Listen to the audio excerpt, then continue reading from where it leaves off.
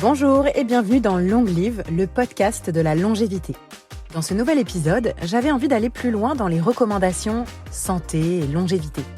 Si vous écoutez souvent ce podcast et si vous suivez mon coaching dans l'Expérience Club, vous savez que l'alimentation, le sport et le mental sont les 3 pieds d'un tabouret sur lequel repose notre bien-être. Mais comment exactement est-ce qu'ils interagissent entre eux ? Et puis concrètement, c'est quoi optimiser son alimentation et son mental ? Parce que finalement, le sport, ça paraît compréhensible. Du renfo, du cardio, y aller un peu dur, ça, on sait. Mais les messages sur l'alimentation, et notamment aussi sur la diminution du stress, sont encore très flous et souvent controversés. Alors je vous propose d'écouter Émilie Steinbach. Elle est jeune, elle est motivée. C'est une neuroscientifique formée en neuronutrition. Vous la connaissez peut-être sous son pseudo The Brain Gut Scientist sur Instagram. Alors attention, elle dégomme pas mal de concepts et prenez bien des notes parce que ses recommandations sont très claires. Comment l'alimentation joue sur notre mental et inversement, comment travailler au quotidien sa longévité. C'est ce que je vous propose aujourd'hui dans cette interview. Bonne écoute! Salut Émilie, ça va ? Oui, très bien, et toi ? Alors en fait, on s'est déjà vu il y a longtemps et puis ensuite on a beaucoup échangé sur les réseaux sociaux. Tu es partie au Costa Rica. Alors, 6 mois. T'es allée étudier là-bas en vrai ou juste surfer ? Non. J'ai surfé, j'ai appris à surfer, c'était dur. D'ailleurs, je recommande d'essayer un nouveau sport quand on est vieille comme moi. C'est intéressant. Alors moi, je te considère comme très jeune. Le mental et le physique. En fait, j'ai fini mon doctorat en octobre. Ça a été une épreuve assez intense. Et donc là, je travaille sur des projets que je garde encore secrets, mais j'ai travaillé ce projet pendant 6 mois au Brésil et au Costa Rica. Ouais, je viens de revenir. Et donc, tu es neuroscientifique, ouais. Tu es doctorante, tu es passionnée de ce lien entre le système digestif, les intestins et le cerveau. Donc d'ailleurs, tu as mis ton nom réseau social, Brain Gut Scientist. Ouais. Et depuis finalement la publication de ce livre qui avait fait grand bruit, Les charmes méconnus. Le charme discret de l'intestin. Voilà. Ouais. Est-ce qu'il y a des nouveautés qui t'ont attiré ou en tout cas qui t'ont intéressé autour de ça, de la relation entre le système digestif et le cerveau. Est-ce que la relation est encore plus forte que ce qu'on ne croit ou au contraire, est-ce que finalement c'est un peu une mode qui passe ? Alors c'est pas une mode. En fait, quand ce livre est sorti, moi je m'intéressais pas encore à ce sujet. Donc comme tu as dit, je suis neuroscientifique. Je suis passionnée par l'impact de notre mode de vie sur notre cerveau, notre santé mentale et cognitive. Et j'ai fait un peu de recherche sur le sommeil, j'ai fait de la recherche dans d'autres domaines. Et à l'époque, juste avant de choisir mon doctorat, quand j'étais à UCL à Londres, on m'avait proposé de faire un doctorat sur les transplants fécaux. Et là, c'est la première fois que j'ai entendu parler du microbiote intestinal. On n'en parlait pas beaucoup, en fait, en neurosciences, en tout cas. Donc les transplants fécaux, pour les expliquer, transplants fécaux. On prend un peu de caca de quelqu'un de sain ouais. Et on transplante finalement, enfin on prélève juste les bactéries, non ? En fait, tu peux prendre les selles directement de quelqu'un, tu les homogénéises, tu fais comme un peu un smoothie, et tu peux les inoculer, souvent par le bas, à un individu. Un petit suppôt. Pour, restaurer des personnes utilisent parfois le terme flore intestinale, microbiote intestinal, pour restaurer donc un suppôt de caca de quelqu'un d'autre, voilà. Pour améliorer ton propre activité intestinale. Voilà. Alors ce traitement aujourd'hui, il est pas. Donc on m'avait proposé de faire une thèse sur ce sujet et pour tester l'impact de transplants fécaux pour traiter une maladie neurologique. Donc moi j'étais dégoûtée et puis je me suis dit ce chercheur il est vraiment perché. Je comprenais pas très bien, donc je me suis renseignée et j'ai vu que le transplant fécaux il est recommandé pour une seule maladie aujourd'hui. Donc c'est quand tu as une infection avec Clostridium difficile, qui est un pathogène qui te rend très malade. Donc je vais utiliser des termes crus, mais tu as la diarrhée tout le temps, par exemple, et c'est tellement douloureux et fréquent que ça impacte fortement ta qualité de vie. Presque tu ne peux plus quitter ton domicile. Et en fait, il y avait des traitements pour cette maladie, et ils ont lancé un essai clinique où ils ont comparé le traitement classique à des transplants fécaux. Ils ont dû arrêter l'essai clinique tellement les transplants fécaux en fait permettent efficaces presque instantanément. Et en fait pour répondre à ta question, du coup, j'ai quand même fait un doctorat sur le microbiote intestinal un peu plus tard parce que pour moi, c'était une manière d'étudier la relation entre notre environnement, notre physiologie. Et c'était par opportunisme. Et en fait, je me suis rendu compte que oui, le microbiote intestinal est quand même un acteur clé de notre santé. Et il est d'ailleurs maintenant considéré comme un organe à part entière. C'est pour ça qu'on parle de transplant, comme si on transplantait un cœur. Et donc, en gros, c'est les bactéries qui peuplent nos intestins et qui nous aident à digérer. Ouais, l'ensemble des bactéries et micro-organismes, parce qu'il n'y a pas que des bactéries, mais il y a beaucoup de bactéries qui sont donc le microbiome intestinal, c'est de la bouche jusqu'au côlon. Mais on a aussi un microbiote sur notre peau, un microbiote vaginal. Et quand on est par voie basse, par exemple, ou par césarienne, cela peut avoir un impact sur le microbiote qui va coloniser l'intestin du bébé. Donc oui, c'est... Et donc, alors est-ce que du coup, on sait s'il y a plus encore maintenant d'interaction entre les intestins et notre santé mentale? Quel est le lien? Est-ce que le lien est genre direct ou est-ce que c'est des liens plutôt indirects en fonction d'autres facteurs de notre mode de vie? Alors, il y a des liens directs et indirects. Je vais t'expliquer un peu comment ça fonctionne. Donc, des liens indirects, par exemple, donc en fait, le microbiote intestinal, il peut interagir avec nous de différentes manières. À la fois, il peut digérer certaines molécules qu'on ne peut pas digérer nous-mêmes, comme les fibres qui ne sont pas digérées et absorbées par l'hôte. Donc l'hôte, c'est nous, l'être humain. Et les bactéries, elles sont capables, à partir de l'alimentation, des fibres, mais d'autres composés aussi, de métaboliser, donc on va dire digérer ces molécules que nous, on ne digère pas toujours nous-mêmes, et à partir de l'alimentation, créer des molécules que nous, on ne peut pas extraire ni trouver dans l'alimentation. Donc on parle beaucoup des acides gras à chaîne courte, par exemple, de certaines vitamines qui sont synthétisées grâce au microbiote intestinal. Donc ces petites molécules, elles peuvent être libérées dans notre intestin, passer la barrière de l'intestin, enfin traverser la peau de l'intestin, et puis se balader dans la circulation et aller jusqu'au cerveau. Le microbiote intestinal, il peut aussi influencer la santé intestinale en influençant la perméabilité intestinale, par exemple. Dans certains cas, le microbiote peut favoriser un intestin qui est plus poreux. Et donc tu peux avoir des choses qu'on n'a pas vraiment envie d'avoir dans la circulation qui peuvent passer, comme des fragments bactériens, et qui peuvent pousser une inflammation de bas grade. Donc une inflammation systémique.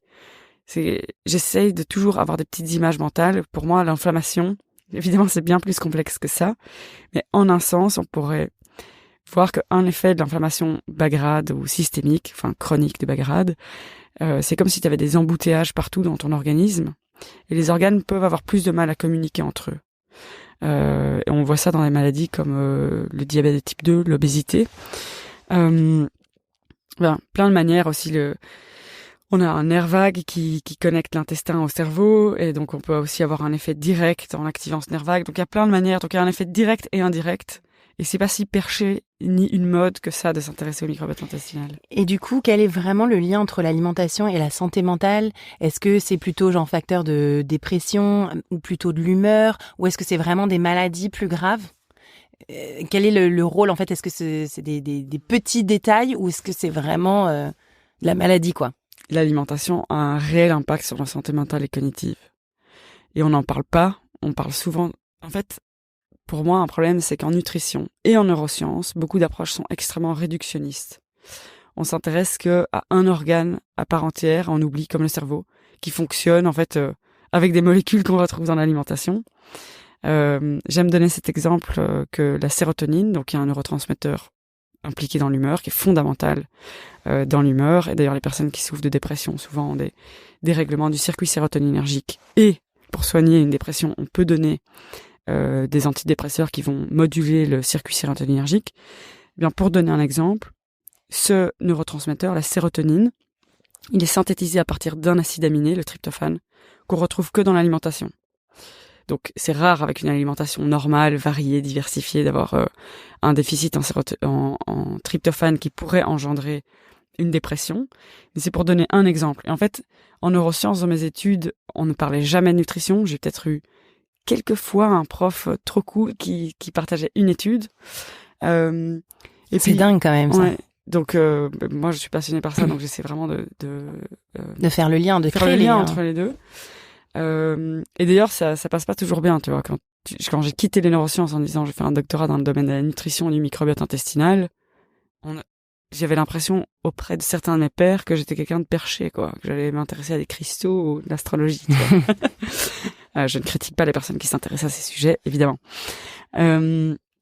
Mais en nutrition aussi, parfois on est extrêmement réductionniste. On s'intéresse qu'à un nutriment, que une molécule, glucose. Enfin, et c'est bien plus complexe que ça. Et je pense qu'on parle de nutrition que pour perdre du poids, être bonne pour l'été. Or, la nutrition a un impact bien plus important que ça. Elle impacte tous les organes de notre corps et la santé mentale et cognitive. Il y a des études frappantes qui montrent quand même l'impact sur je vais utiliser des termes très vulgarisés ici, mais la longévité de nos performances cognitives, notre humeur et même des interventions nutritionnelles ont permis de soigner, on pourra en parler, mais des pathologies comme la dépression, d'allévier les symptômes. En tout cas.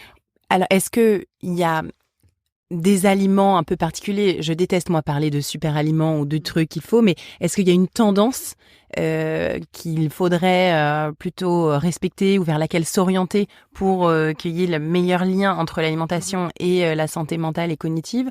Ou est-ce que c'est plutôt au cas par cas en fonction de chacun? Ouais, évidemment, idéalement, on aurait une nutrition personnalisée, mais la recherche n'y est pas encore.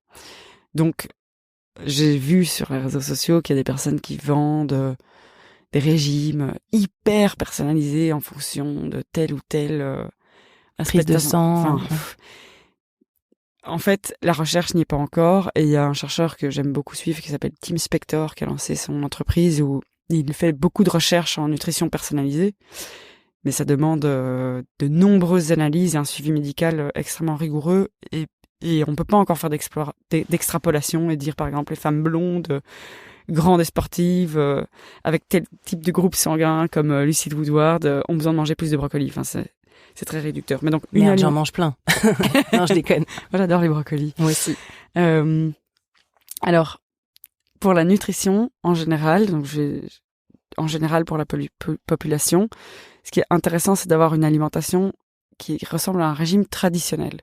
J'aime bien prendre pour exemple le régime traditionnel méditerranéen parce qu'il est délicieux et qu'il est très facile à adapter en fonction de ses goûts. Toutes les saisons aussi. Voilà. Et que c'est plus facile dans notre culture de se référer à ce régime-là. Donc c'est un régime qui est principalement végétal, donc entre 80 et 90% végétal, voire plus. 90%. Non, mais on aime bien le 90, on adore la Belgique. Je suis 25% belge. Ah, c'est les meilleurs. Ouais, j'ai du sang belge qui coule en moi, j'aime les frites, les moules et les 90. Oui, c'est bien. Donc, une alimentation qui est principalement végétale. C'est important pour notre santé, aussi pour la planète. Et alors, il y a pas mal d'études qui montrent des aliments, mais c'est plutôt des groupes d'aliments. Donc, le régime traditionnel, c'est principalement végétal. On mange beaucoup de légumes locaux, de saison, de toutes les couleurs, on varie, on diversifie. On a beaucoup de céréales complètes et de légumineuses. Des céréales complexes, c'est par exemple du quinoa, du millet, de l'épeautre, du sarrasin. Des légumineuses, c'est des pois chiches, des lentilles, des haricots noirs, haricots blancs, pois, tout type de pois, petits pois verts, trop bons, edamame. On consomme occasionnellement du poisson, des produits laitiers, de la viande. Occasionnellement, c'est-à-dire quoi? 2 fois par semaine? Pour les petits poissons gras, qui sont intéressants et qui sont une source. En fait, les poissons sont source d'acides gras essentiels. Notre cerveau a besoin de ces acides gras essentiels comme l'EPA et la DHA et qu'on retrouve dans les poissons ou dans les algues. Et les poissons, malheureusement, dans la mer peuvent être source de certains polluants comme du mercure. Donc se tourner vers des petits poissons gras peut être intéressant pour sardines, maquereaux, harengs. Sardines, maquereaux, harengs et anchois. Alors j'essaie de bien me souvenir des 4 exemples qu'on peut consommer 2 fois par semaine, ou alors on prend un grand poisson gras 1 fois par semaine. La viande blanche, ça peut être 2 fois par semaine. Donc c'est quand même pas mal. Poulet d'Inde. Et puis la viande rouge, dans les régimes pour le cerveau, Mind Diet, on pourra en parler, le régime méditerranéen traditionnel, mais aussi dans le régime Planetary Health du Lancet, qui a écrit qui a partagé un régime qui serait bon pour notre santé et la santé de la planète, parce que c'est la planète en survie. Le régime de l'Anthropocène. Eh bien, là, c'est moins, je pense, que de 90 grammes de viande rouge par semaine. Je me souviens plus exactement du chiffre, mais c'est vraiment pas beaucoup, C'est un quoi. tout petit steak haché par semaine. Ouais. Donc c'est vraiment, quand tu es invité chez ton grand-père et qu'il te sert le steak, tu le manges pour être sympathique. Parce qu'il ne va pas changer suffit de pour les 2 nutrition. prochaines semaines. Mais en fait, tu le consommes pas. Et donc, pour des aliments spécifiques, dans ces régimes-là, les légumes à feuilles vertes et les crucifères sont assez intéressants, source de fibres. Dans les fruits, c'est 1-2 fruits par jour et c'est plutôt les fruits rouges qui sont intéressants pour la santé. Les céréales, de nouveau parce que on aime faire des modes sur Instagram, même si elles sont stigmatisées, une céréale complète est intéressante pour la santé. Et le régime Mind Diet recommande 3 portions de céréales par jour, donc c'est beaucoup. Les légumineuses. Et puis par contre, les aliments ultra transformés ne doivent pas faire partie d'une alimentation. Moi, évidemment, je n'aime pas être stigmatisante ou une culpabilisatrice. Ça m'arrive parfois de défoncer un paquet de chips, surtout en hiver. Mais voilà, ça doit être avec grande modération, ce type d'aliments-là. Les bonbons, les chips, tout ça. Alors juste pour rappel, les crucifères, c'est tout ce qui va être brocoli, chou-fleur romanesco, mais aussi chou rouge, chou blanc, voilà, toute la famille des choux, choux frisés. Voilà. Et ensuite, tout ce qui est céréales, donc c'est pain, pâtes complètes et idéalement varier les féculents. Donc, comme tu disais, crozet, millet, sarrasin, épeautre. Exactement. Et pour les céréales complètes, essayez de vous tourner vers les moins raffinés possibles. Donc, essayez d'en découvrir des nouvelles chaque semaine. Par exemple, faire un risotto d'épeautre. Je parle même pas de pâtes et de pain qui sont des aliments un peu plus transformés, mais vraiment de découvrir des céréales entières. Donc là, moi, j'ai une question, c'est-à-dire que l'alimentation méditerranéenne, elle paraît ultra simple.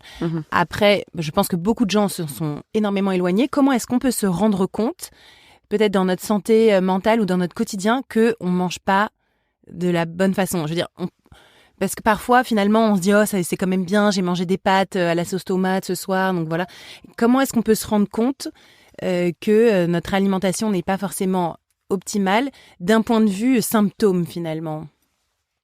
Est-ce que c'est possible? Il n'y a pas vraiment de réponse à cette question.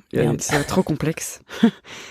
On peut pas se dire, par exemple, je sais pas, si on se réveille le matin fatigué, c'est parce qu'on a mal mangé, ce genre de choses. Je pense que avec le sommeil, on se rend compte directement. Voilà, j'ai passé une mauvaise nuit, je crève le dalle, j'ai des compulsions alimentaires, je suis irritable, je pleure. On se dit bon, une bonne nuit et tout ira mieux, tu vois.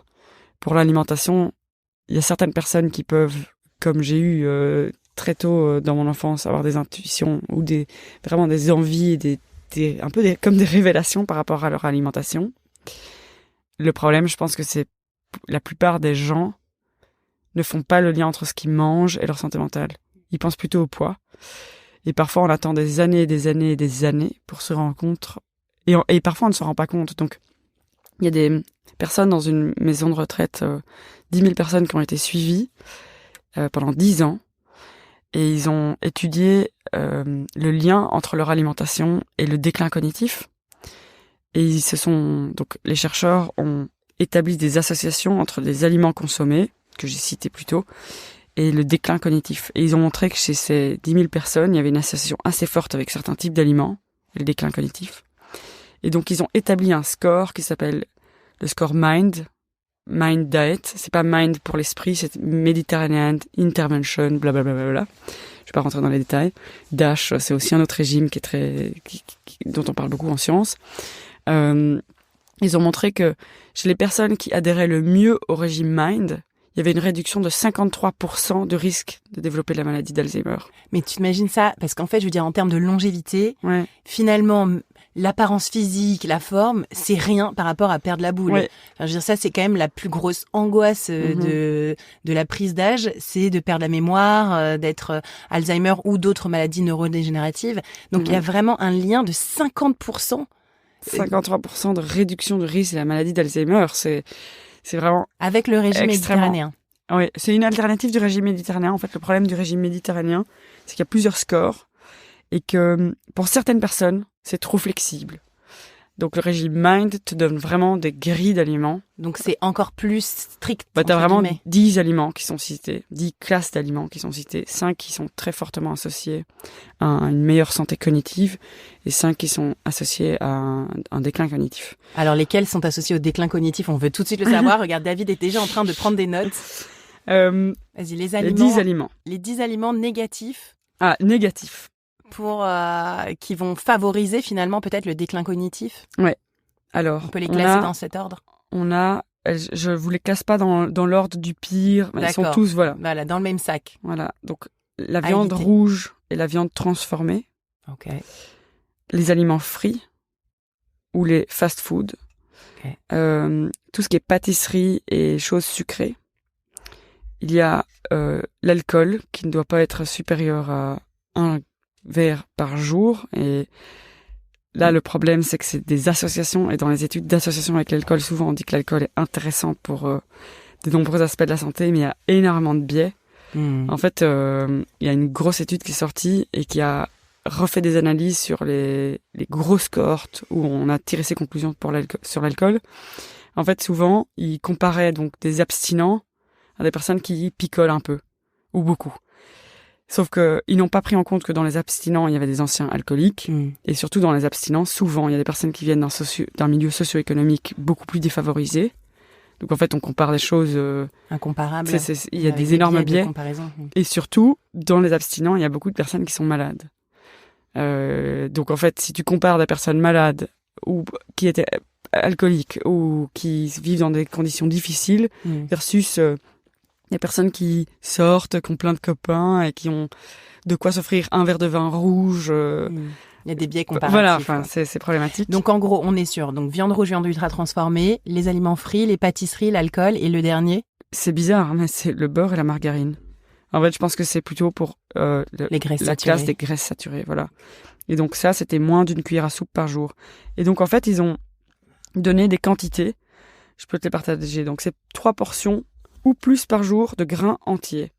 Ça, c'est des grains non transformés. Hein. Donc c'est par exemple les aliments favorables. Ouais, steel cut oats, quinoa, sarrasin, ce genre de choses. Ou alors un pain, mais qui est vraiment avec une farine intégrale, T150, et dedans tu retrouves bio, et dedans tu retrouves des grains entiers. Okay. C'est pas spécialement tes pâtes ou ton riz blanc. Okay. 1 portion ou plus par jour de légumes. Tout type de légumes. C'est pas beaucoup, 1 portion. 6 portions ou plus par semaine de légumes à feuilles vertes. Okay. Après, 5 portions ou plus par semaine de noix. 4 repas ou plus par semaine de légumineuses. 2 portions ou plus par semaine de fruits rouges ou fruits des bois. Et là, ils ne renseignent pas les fruits. Ok, mais ça c'est chiant quand même les fruits des bois quand on est en Europe parce qu'il y en a qu'en été surgelés, quoi. Ouais. Surgelés, ok. Ouais. C'est une étude sur 10 ans d'association, mais des alternatives sont le café, qui est source de polyphénol qu'on va retrouver dans ce type mais pas plus de 1 ou 2 par jour, sinon 1 ou 2 par jour, pas après 11 heures. Et en fait, le café décaféiné, les personnes ne le savent pas, mais est source de polyphénol comme un café normal. Ah ok, parce qu'il y avait beaucoup de contradictions avec le café décaféiné, comme quoi c'est chimique le processus d'enlèvement de la caféine. Ouais, et en fait une étude est sortie à nouveau récemment, plutôt favorable, et qui a comparé, je pense que les processus, il faut aller dans un bon shop et acheter un café de qualité, équitable, bio, et ton café décaféiné sera qualitatif. Voilà. Donc utilisation principale de l'huile d'olive comme matière grasse, et franchement on peut y aller. La volaille, dinde ou poulet non frit, c'est 1 à 2 fois par semaine. Le poisson non frit, pas sous forme de bâtonnet pané. La volaille, 1 ou 2 fois par semaine, c'est quand même très peu. Parce que finalement, beaucoup de gens ont un peu compris que la viande rouge, jambon, c'était pas forcément ultra favorable. Donc du coup, transfèrent en fait leur envie carnée vers la volaille et du coup en sont à 1 fois par jour. Oui. Enfin, je dis, beaucoup de gens mangent du poulet 1 fois par jour, si ce n'est 2. Il y a aussi cette mode un peu en ce moment de protéines. Il faut manger plus de protéines, ce qui est pas faux, hein, pour entretenir la masse musculaire, etc. Mais je veux dire, il faut parler quand même de la protéine végétale dans les légumineuses, les céréales complètes. Finalement, il y a quand même 10%, et peut-être aussi du tofu. Ouais, le tofu, tous les produits à base de soja. Les champignons, en fait, je pense qu'on va en parler de plus en plus. C'est pas un végétal, c'est pas non plus une viande. C'est un champignon. C'est un champignon, exactement. Et justement, je voulais proposer peut-être pour les personnes qui essayent d'arrêter de consommer autant de viande, il y a certains aliments comme les champignons. T'achètes un gros champignon portobello, tu le coupes, tu le fais revenir à la poêle. Franchement, ça a la texture d'une viande. Ça a un goût un peu carné. Ils sont difficiles à trouver aussi, quand même. Les portobello en France, on les trouve pas forcément. En Belgique, il faut venir vivre en Belgique. Dans les supermarchés, on a beaucoup plus d'aliments. C'est vrai? Ouais, c'est une des choses qui m'a frappée en France. Le manque de choix? Le manque de choix. Je sais pas. Par exemple, moi, j'aime cuisiner. Je me fais des bowls souvent à midi. Et j'aime mettre plein d'herbes fraîches, de la menthe, du coriandre, de la nette. Franchement, c'est impossible à trouver, quoi. En France, si, mais bon, c'est quand même beaucoup sous vide. Ouais. Et je trouve que souvent, les légumes dans les supermarchés, ils ont l'air faux. T'as quoi? Vous mangez des haricots verts. Franchement, c'est pas bon. Oh, j'adore les haricots verts. Non, on peut pas dire ça. Ah non. Alors là, non. Les haricots verts, c'est en fait, je trouve que c'est pas bon parce que, en fait, je suis tombée du amoureuse Kenya, d'un Français. J'étais déjà passionnée par la nutrition, neurosciences, et j'ai commencé à découvrir le fromage en fin de repas. Moi, je comprends pas. Quand je mange à ma faim, et après, on me sert encore du fromage. Qui est bon. Avec du pain blanc, j'en peux plus, et puis encore un dessert, ça fait beaucoup. Bref, et donc les seuls légumes que j'ai remarqué être souvent servis dans des repas traditionnels en France, c'est des patates qui n'est pas un légume et des haricots verts. Ouais. Voilà. C'est en train de changer. Ouais. On n'a pas beaucoup parlé des produits laitiers, justement. Donc, tu nous parles là avec le fromage. Quelle serait leur place dans une alimentation équilibrée, méditerranéenne, favorable à une bonne santé mentale des adultes, mais aussi des enfants? Et je parle des enfants parce que vraiment, les produits laitiers pour les enfants, c'est encore énormément la base. Quand j'en parle aux copains de mes enfants, il y a encore énormément de consommation de yaourt à tous les repas, fromage aussi beaucoup. Donc, on peut y aller, hein, vas-y. Tout ce qui est beurre. On n'est pas sponsorisé par. Là, j'ai encore les notes de ce régime. Mais donc, il propose moins d'une portion par semaine de fromage riche en graisses saturées. Moins d'une fois par semaine de fromage. C'est un des aliments que j'avais oublié. Et la portion, c'est combien de grammes? La portion, souvent, c'est 80 grammes. Souvent, c'est une poignée. Ok. Et je pense que il faut pas mesurer ce qu'on mange. Oui, mais c'est à peu près, quoi. Et je me dis, une poignée, c'est bien. Et en plus t'es grand, plus ta poignée sera peut-être grande et ce sera approprié avec ton corps. C'est pas scientifique ce que je dis là. Ayez des grandes mains. Ouais, c'est pas un raisonnement scientifique, mais je pense que on peut dire ça. Donc, tout ce qui est camembert, les fromages délicieux qui sont bien coulants, c'est une portion par semaine. Le dimanche, avec le grand-père, par exemple, ou voilà. Il faut favoriser, si vous voulez manger plus de fromage, des fromages à pâte dure, moins riches en graisses saturées. Donc, je vous donne des exemples. C'est la feta, la ricotta. La ricotta est un fromage assez intéressant parce qu'il est très riche en protéines et pas trop calorique, pas trop riche en graisses saturées. Il y a la mozzarella, les fromages fouettés, tu vois, comme je peux citer des marques. Oui, vas-y. Madame Loïc, j'adore, c'est bon. Je sais pas si j'ai jamais vérifié la composition, mais ce genre de choses. Et alors les yaourts, on peut en consommer, surtout s'ils sont fermentés, donc c'est des vrais yaourts. Et puis moins sucré. Voilà, mais en fait, je pense qu'il faut voir l'alimentation de manière globale.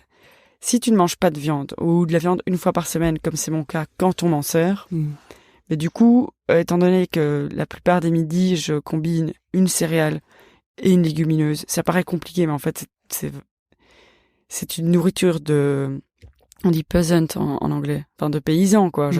Si j'ai pas le temps, j'achète des paquets déjà préparés ou des conserves, je les rince, je les mets dans un bol, j'assaisonne, c'est trop bon, je coupe quelques légumes et mon repas est prêt, quoi. Oui, de l'assemblage. Voilà. Et comme j'ai une alimentation qui est à 90% végétale, si le midi j'ai envie d'ajouter un peu de feta, un peu de mozzarella, ou un petit yaourt c'est assez intéressant. Par contre, si à chaque repas tu manges de la viande, voire de la viande rouge, qu'en plus tu prends un produit laitier et que tu manges du beurre en grande quantité et que tu finis tes repas par un plateau de fromage, c'est too much. Ouais. Il y a aussi des modes que je vois je reprends un peu le fil de mes questions, notamment en ce moment sur le glucose, le sucre. Alors bien sûr, le sucre, c'est à éviter. D'ailleurs, on n'en parle même pas dans l'alimentation méditerranéenne. Enfin voilà, c'est pas vraiment censé exister finalement. Mais en fait, c'est devenu presque une lubie, ou en tout cas, voilà, un effet, une vague des capteurs de glucose, des shoots de vinaigre avant les repas, des même nouveaux compléments alimentaires anti-pic de sucre qu'on a vu aussi passer ça et là sur les réseaux sociaux par une scientifique qu'on aime beaucoup toutes les deux. Est-ce que le glucose est le nouvel ennemi ou est-ce que finalement c'est un peu une nouvelle mode qui va faner dans quelques années?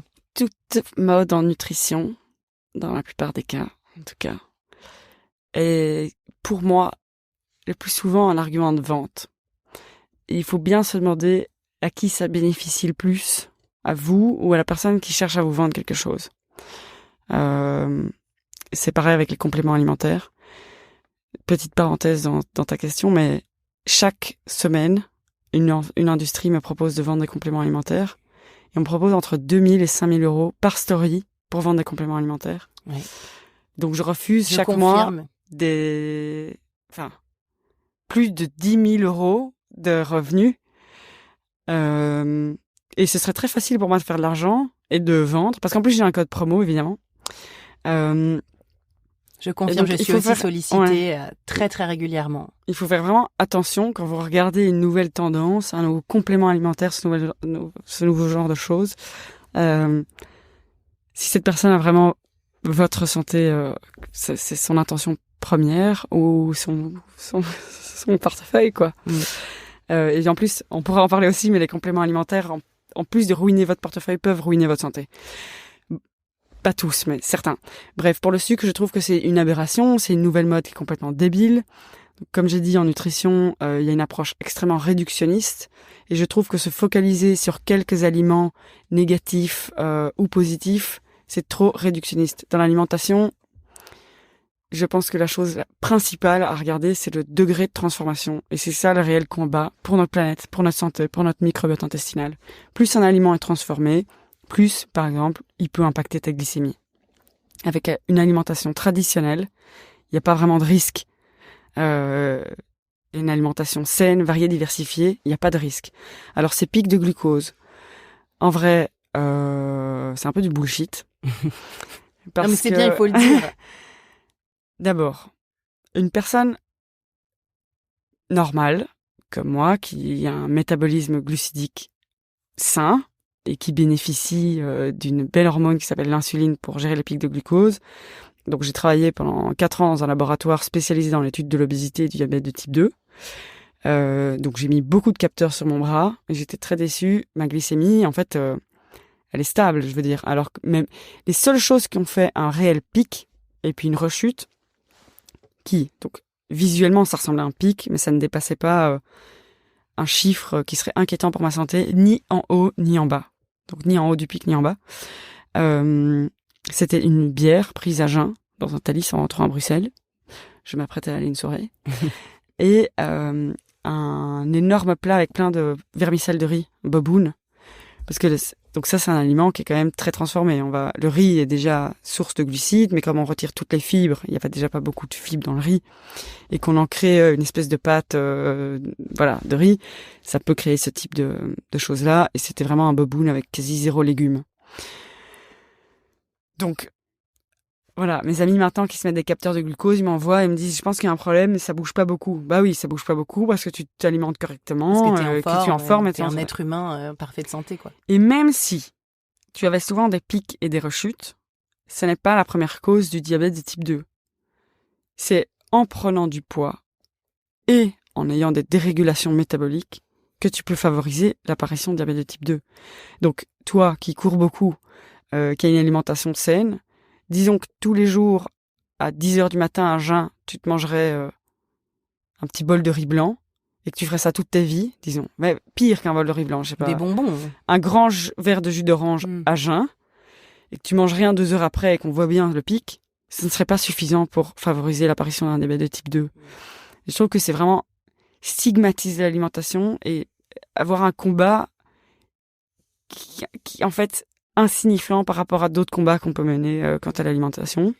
Et d'ailleurs, on pourrait peut-être parler du poids, parce que tu parles souvent du fait que les gens veulent manger mieux seulement pour perdre du poids. Mais en réalité, moi, plus je lis, plus je me rends compte que la santé mentale a un effet sur le poids énorme. Et l'inverse aussi. Et l'inverse.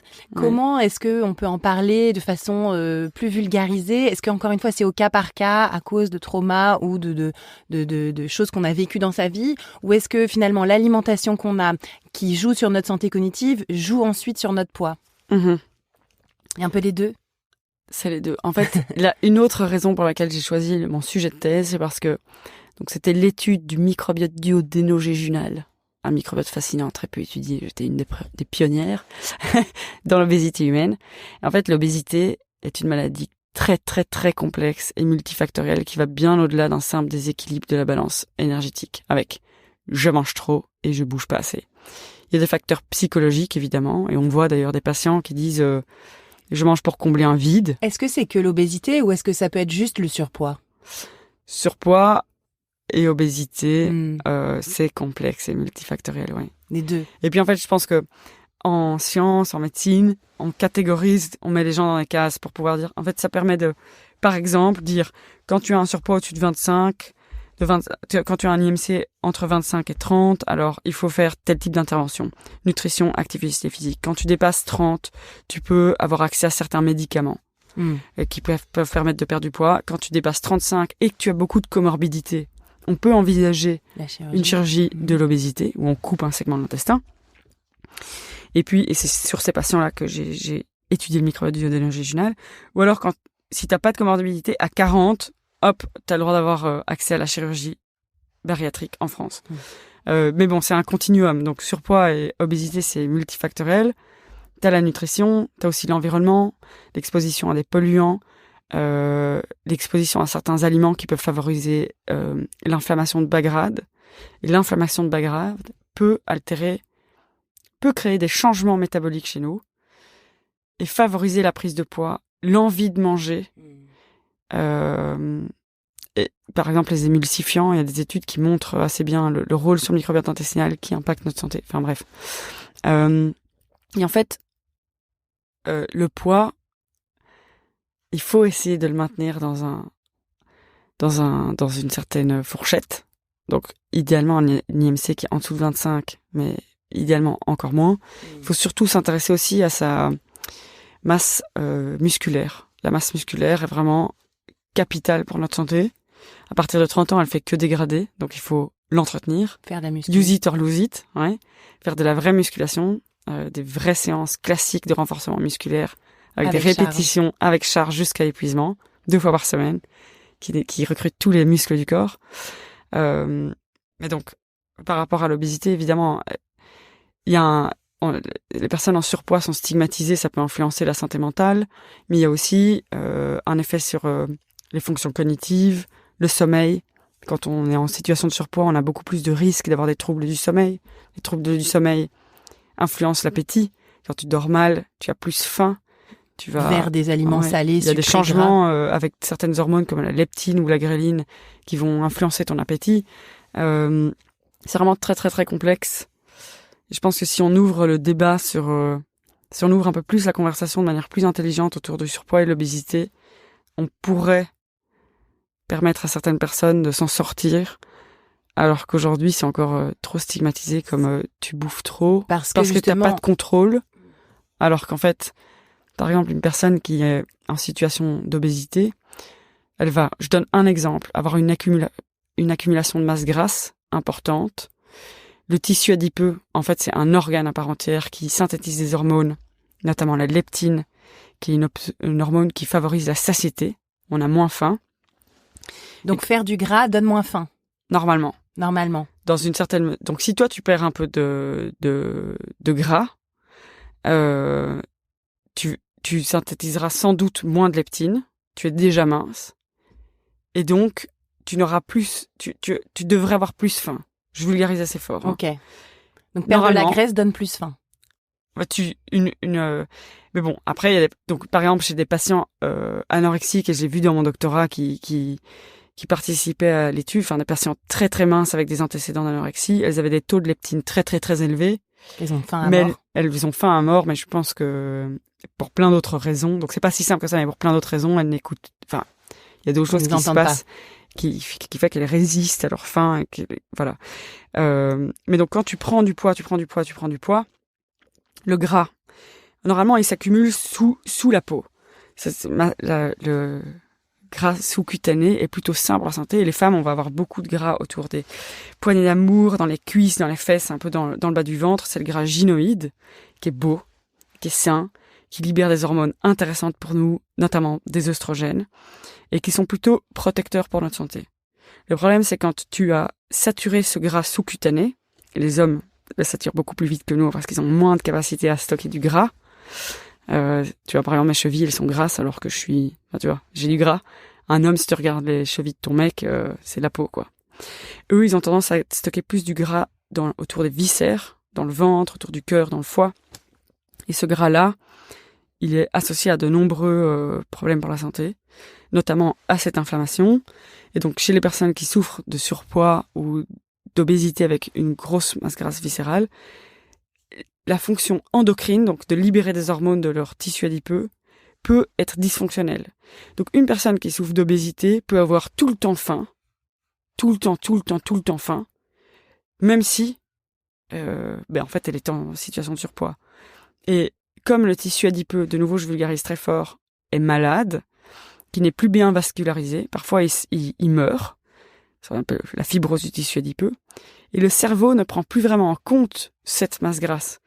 Donc ces personnes aussi, elles se sentent fatiguées, elles peuvent avoir du mal à faire de l'activité physique, elles n'ont pas l'énergie, quand elles se lèvent, elles se sentent pas très bien. Donc leurs réserves ne sont plus vraiment prises en compte par leur cerveau. Donc finalement, le cerveau se comporte comme s'ils étaient un peu en famine. Ouais. Donc il faut économiser l'énergie, on est fatigué, on il faut manger plus. On mange, et puis bon, il y a beaucoup de cercles vicieux. Je vulgarise très fort, mais c'est juste pour dire que l'obésité est vraiment une maladie très très très très complexe et qu'il faut beaucoup plus de recherche pour... en 2030, la moitié de la population souffrira d'obésité. Donc c'est un IMC au-dessus de 30. Population mondiale. Mondiale, ouais. Ouais. C'est choquant. Enfin, c'est choquant et en même temps, et ça montre que tout ce qu'on a fait c'est pas la faute du sucre. Ne marche pas. Ouais, c'est pas la faute juste du sucre. C'est pas la faute du sucre, c'est pas la faute des régimes, c'est finalement le vinaigre ne soignera rien. Voilà, c'est vraiment un problème sociétal complexe. Et ce genre de nouvelles modes détourne l'attention de conversations bien plus importantes. Et c'est ça qui m'énerve. Et décrédibilise les scientifiques. Les conversations type sociétal, qu'est-ce qu'il faut qu'on mette en place au travail pour les personnes plus âgées, pour les enfants, l'alimentation santé qui n'est pas du tout assez mise en avant, qui est trop difficile à obtenir. Je veux dire, tu vas dans n'importe quelle brasserie, restaurant, même cantine, pour manger sainement, c'est-à-dire pour éviter le poulet, la viande rouge, la bonne vieille dinde de saumon, c'est impossible de manger sainement. Dans ce cas-là, tu te retrouves avec une salade avec rien dedans, 3 maïs et 2 bouts de concombre. Je suis désolée, ce n'est pas assez, c'est pas nourrissant. Et en fait, c'est très compliqué, même culturellement, de trouver ce qu'il faut manger. Ou alors, c'est vraiment un petit resto que tu connais bien par-ci par-là, mais qui est saturé.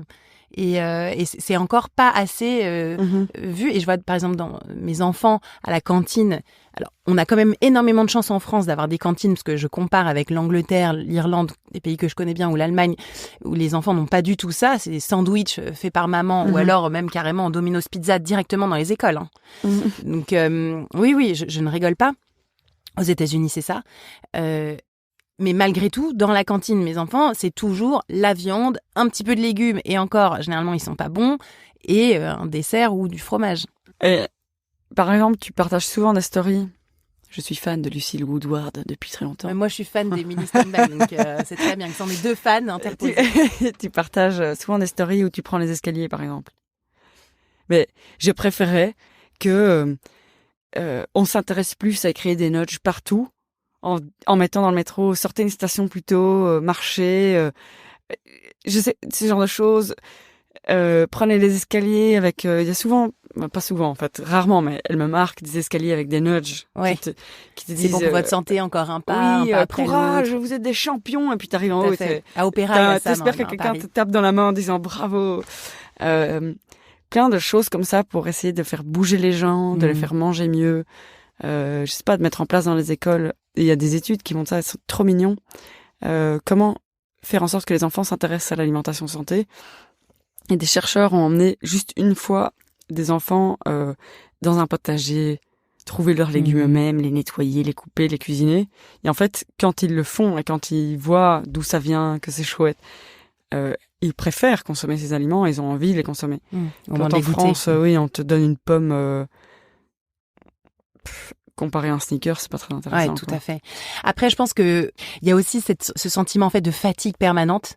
Je pense dans la population où en fait tout le monde se sent fatigué, épuisé. Est-ce que c'est parce qu'on manque de sommeil vraiment, ou est-ce que c'est cette alimentation qui nous fatigue, ou est-ce que c'est un autre sujet dont tu t'intéresses, c'est le bonheur au travail. Est-ce que finalement c'est un peu cette espèce de lassitude permanente du quotidien qui nous fatigue? C'est vraiment tout. En fait, je pense que à chaque fois quand je partage justement mes stories où je dis aux gens mais prenez escalier, mais je peux pas, je suis claquée et tout ça. Pourquoi est-ce qu'on est tous épuisés, crevés, claqués? Est-ce que c'est vraiment que un problème de sommeil, de 7-8 heures de sommeil par semaine?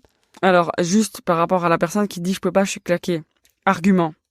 Quand tu fais du sport, il y a un effet immédiat sur la santé, l'humeur, l'estime de soi. Donc, quand tu fais du sport, c'est comme de prendre la meilleure drogue au monde. Tu synthétises dopamine. C'est un peu la niaque, tu vois, confiance en soi. D'ailleurs, quand tu fais du sport, t'améliores ton estime de toi. Sérotonine, impliquée dans le bonheur. Des endorphines, impliquées dans le bonheur. Des endocannabinoïdes. Donc, c'est comme si tu fumais un joint sans en fumer un. Donc, c'est des cannabinoïdes que tu peux synthétiser tout seul, qui vont améliorer l'humeur, améliorer la qualité du sommeil, diminuer la douleur. Et en fait, on a toute cette réponse parce que le mouvement, c'est la vie. On a évolué pour bouger, pour se mouvoir, pour trouver un partenaire sexuel, reproduire l'espèce, ou pour bouger, pour aller manger, très important. Et plus on persiste dans une activité physique, donc par exemple quand tu cours et que tu te surpasses un peu, plus tu risques d'attraper ce gros high qu'on appelle runner high, où parfois tu te sens, t'as des paillettes dans le corps, enfin, tu vois, tu te sens vraiment très bien. C'est une réponse qui nous permet de continuer à faire de l'activité physique. Donc, même si tu prends juste les escaliers, il y aura un effet immédiat sur ton humeur, sur ton sentiment d'énergie. Et puis, c'est vrai qu'un étage d'escalier, tu te sens hyper content de l'avoir fait. Mais même, à la tu fin te sens des 12 mieux. marches. Et tu es moins fatigué après les 12 marches. Donc, pour la plupart des gens, évidemment. T'es essoufflé, mais t'es moins crevé. Exactement. Et puis, sur le long terme, l'activité physique est un des piliers majeurs de notre mode de vie. Donc, voilà, il y a même des interventions chez des personnes âgées qui montrent que muscler ses jambes permet de prévenir le déclin cognitif, voire de réverser certains symptômes du déclin cognitif. Bref, c'est le mode de vie en général qui nous rend malade, c'est pas juste le sommeil. Évidemment, il faut essayer de dormir 7 à 9 heures par nuit, à rythme régulier, avoir une routine de sommeil, j'en parle beaucoup, c'est très important. L'alimentation est cruciale, donc une alimentation qui nous apporte tous les nutriments dont on a besoin. Des protéines au petit déjeuner, c'est important pour avoir un sentiment d'énergie, des performances cognitives et réguler l'appétit. Vraiment, le petit déjeuner impacte ce que tu vas manger tout le reste de ta journée. L'activité physique, fondamentale, t'en parles beaucoup, mais il faut absolument faire minimum 75 à 150 minutes d'activité physique intense par semaine, type aérobie, courir, vélo, etc.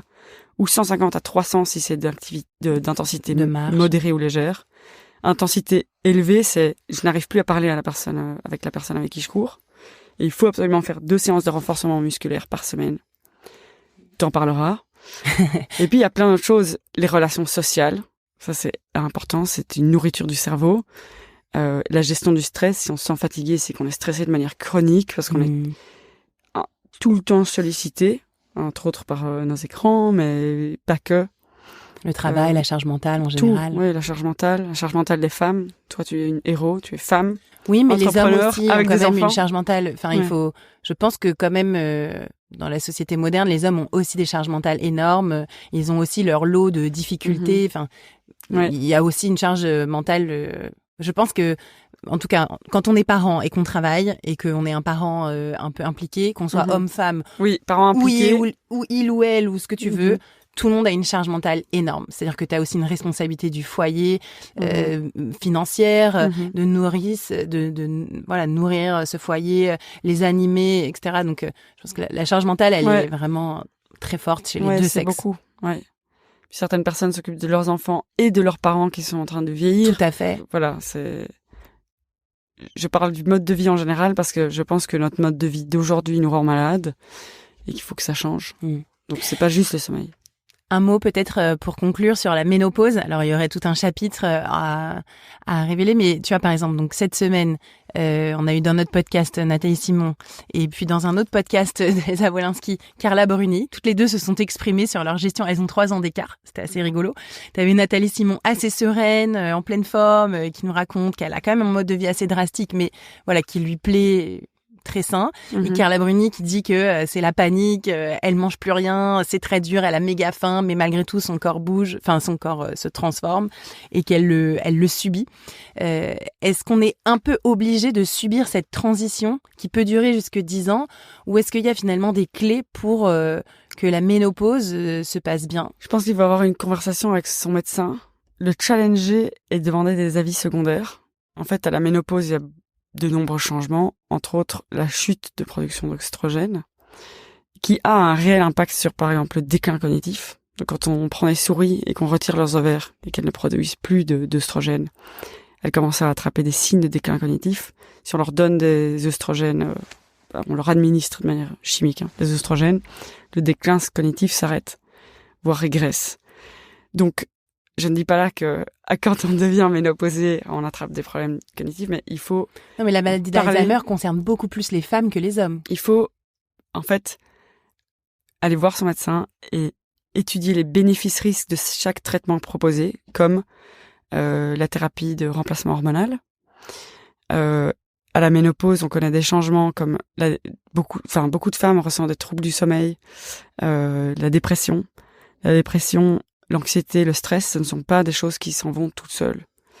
En moyenne, les personnes attendent 10 ans en souffrance avant de chercher de l'aide. Et c'est pas un trait de caractère, c'est pas une faiblesse de souffrir de dépression ou d'anxiété. C'est une réelle maladie qui se prend en charge et de manière très sérieuse. Donc j'invite les personnes à parler de leur médecin, par exemple de différents types d'approches pour soigner ces troubles. Il faut savoir que la dépression aussi est associée au déclin cognitif, mais aussi qu'une dépression peut mimer une démence. Donc on connaît une démence qui s'appelle... Enfin, c'est pas une démence, on parle de pseudo-démence. J'ai découvert ça quand je travaillais en neuropsychologie. Donc je faisais beaucoup de tests pour voir de quelle démence mes patients souffraient, des patients âgés, si c'était Alzheimer, si c'était démence à cœur de Lewy, des démences fascinantes. Et en fait, j'ai découvert la pseudo-démence. En fait, c'est des patients qui sont dépressifs et qui ont tous les symptômes d'une démence. Ils oublient les choses, ils n'arrivent plus à se souvenir, à écouter une conversation, tout est too much. En fait, ils n'arrivent plus à retrouver les mots, les prénoms de leurs enfants. Et donc, on pense qu'ils souffrent de démence, mais en fait, c'est une dépression qui mime les symptômes d'une démence. Donc, voilà, ce n'est pas obligé de subir la ménopause. Je pense qu'il y a beaucoup de traitements. Je pense qu'on n'en parle pas. D'ailleurs, dans mes études, on ne m'en a jamais parlé. Dans aucune... Alors, j'ai quand même étudié 12 ans, donc... ça a été aussi tellement mauvaise presse, c'est-à-dire tout de suite, on a incriminé ces traitements en favorisant le cancer du sein. Donc voilà, tout de suite, ça a été un peu banni, beaucoup de peur. Il faut étudier les bénéfices-risques. Si une femme a énormément de risques, de facteurs de risque de cancer du sein, peut-être que cette thérapie n'est pas la bonne. Quels sont les autres? Par contre, si une femme souffre de bouffées de chaleur tellement fortes qu'elle ne dort plus, le sommeil est étroitement lié à la santé mentale, développe des symptômes dépressifs importants, ce type de traitement peut être intéressant. Et aussi, à la ménopause, on connaît des changements métaboliques qui sont extrêmement sévères. Et en fait, les femmes, souvent, je généralise, avant la ménopause, sont protégées par la production d'œstrogène de nombreuses maladies, notamment cardiovasculaires ou métaboliques. Et quand la production d'œstrogène s'arrête, elles peuvent avoir de nombreux facteurs de risque qui apparaissent. Augmentation du cholestérol LDL, par exemple, de la pression artérielle. Et on a parlé de la masse grasse qui se stocke joliment. Et j'espère que toutes les femmes qui écoutent ceci peuvent visualiser le gras de leurs cuisses et de leurs fesses et de leurs poignées d'amour comme un organe merveilleux pour leur santé, protecteur. On va travailler sur ça, on va se faire des mantras. Mais après, avec l'arrêt de la production d'oestrogène, le gras est redistribué et donc les femmes vont avoir une morphologie qui peut changer avec une accumulation de masse grasse autour des viscères et donc augmenter de nombreux facteurs de risque pour la santé physique et mentale et cognitive. Donc, le mot de la fin peut-être, c'est si vous écoutez ce podcast et vous prenez pas soin de vous, surtout si vous êtes à la cinquantaine et vous débutez la ménopause, vous êtes à la moitié de votre vie et ce que vous allez mettre en place aujourd'hui peut vous permettre d'avoir une deuxième partie de vie pleine de vitalité, de bonheur, d'indépendance, de mouvements indépendants qui vous procurent du plaisir, de joie, plein de souvenirs. Et changer de mode de vie aujourd'hui va influencer le reste de votre vie. Donc peut-être commencer avec un domaine du mode de vie, que ce soit l'alimentation, le sommeil ou l'activité physique ou la gestion du stress. Et d'ici quelques années, quand vous aurez réussi à mettre en place de nouvelles habitudes, attaquez-vous au suivant. Voyez ça comme un challenge, comme le meilleur cadeau que vous pouvez vous faire à vous-même. Et je vous souhaite d'être heureux. Wow, j'adore, c'est trop beau. Et toi, finalement, avec les conférences, les newsletters, tes liens avec tes followers que tu as assez serrés, finalement, à ton avis, quel est l'avenir de la longévité? Est-ce qu'il va y avoir une longévité à 2 vitesses où finalement les populations peut-être un peu plus favorisées pourront faire du sport, bien manger, faire gaffe, et une autre partie qui va être un peu laissée pour compte? Est-ce que c'est pas aussi... Alors moi, je suis pas du tout pour la théorie du complot, mais... Est-ce que c'est pas finalement un bon pan du business d'avoir une population qui souffre, qui consomme énormément de soins et qui est éloignée finalement d'une longévité en pleine forme où on n'a besoin de rien, juste un peu de légumes et de pois chiches qui coûtent 2 balles. Voilà, c'est un peu ma question.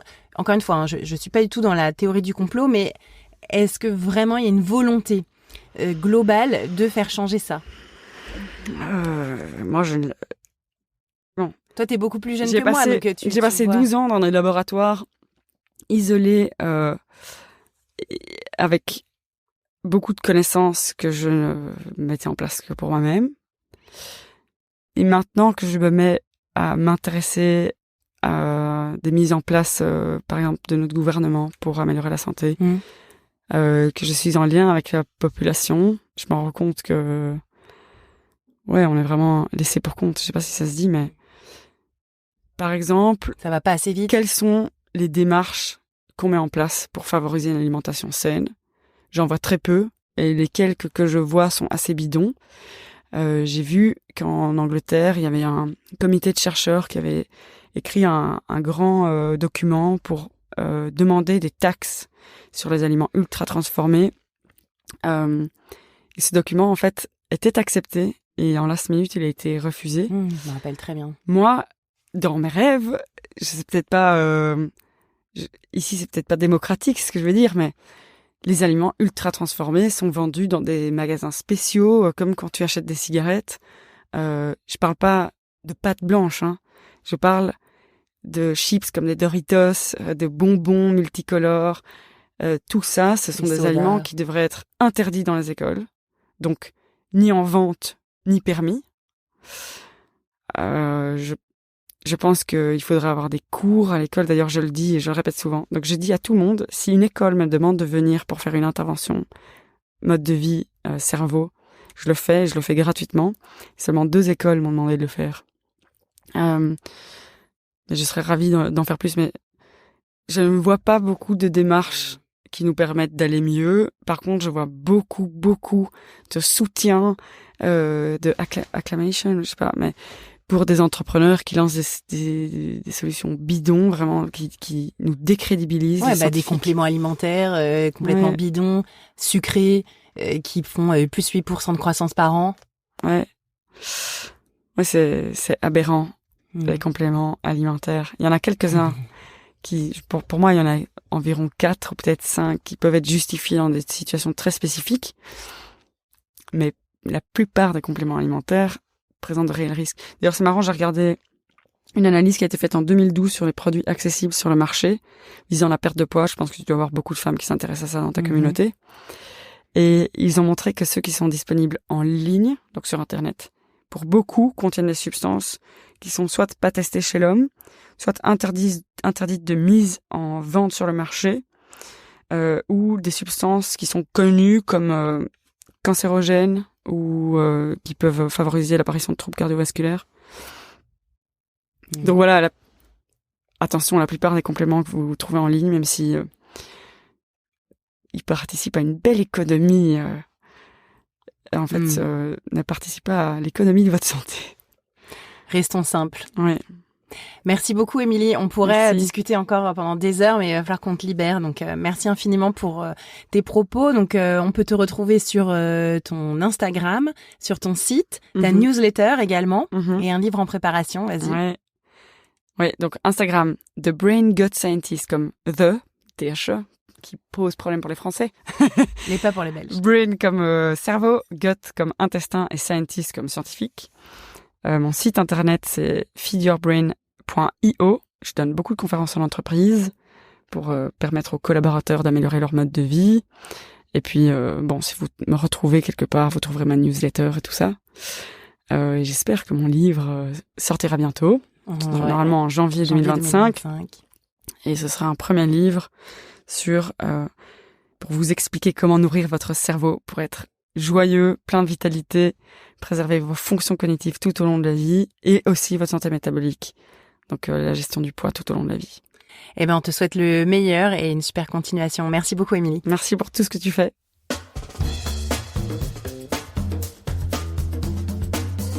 Voilà, donc attention aux compléments alimentaires, aux fausses promesses et au marketing. C'est finalement ce que je retiens de ma conversation avec Émilie. La science de la nutrition et de l'antistress n'en sont qu'à leur balbutiement. Restons humbles, restons simples.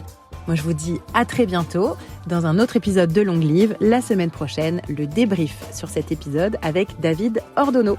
Si vous aimez ce podcast, pensez à le partager avec vos proches, mais aussi sur les réseaux sociaux. Pensez aussi à nous mettre des étoiles et des commentaires sur votre appli d'écoute de podcast préféré. À la semaine prochaine. Salut!